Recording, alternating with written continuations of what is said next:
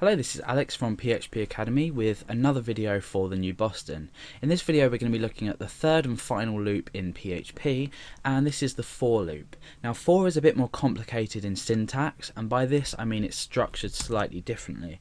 So if we use the for keyword and we create a block, you can see that it's very similar to a while loop, or sort of similar to a do while loop.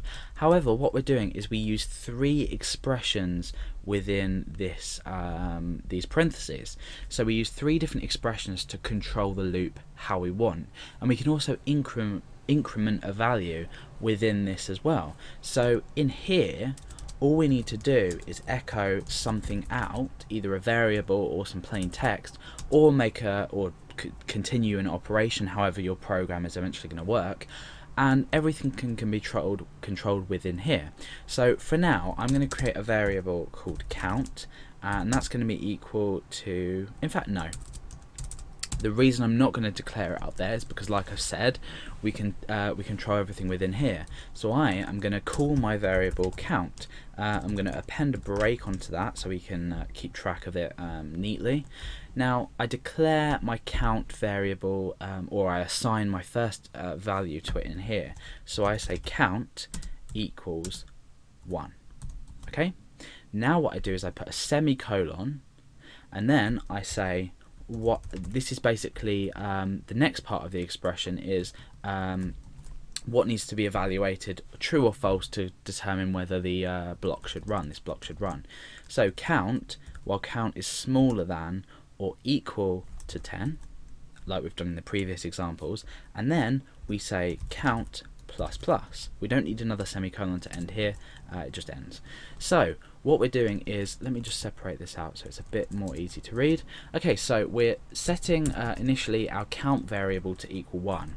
Then we're choosing this, we're creating a condition that needs to be true or false, and then we're incrementing here. And the way that a for loop works is, this is executed, then this happens, then the block runs, then we increment here, okay? And then obviously this here will be ignored because it won't reassign the variable. So now you can see it's just a completely different structure of creating a loop, but it has exactly the same effect. If we refresh, we're just counting from numbers 1 to 10. Now the beauty of doing something like this is it's a lot easier to read. We can also obviously assign this on the fly. It's neater as well. If I was to just simply change that to greater than, this to minus, so that's decrementing it, this to 1, and this to 10, now what we're doing is we're counting from 10 to 1. So we've just changed them three parts of each expression around, where we're saying count is equal to 10 initially, while count is smaller than, or sorry, greater than or equal to 1, decrement until we reach 10. The condition until we reach 1. The condition is until we're still greater than or equal to 1. We still execute the loop and we still echo. So that is basically for loops in PHP.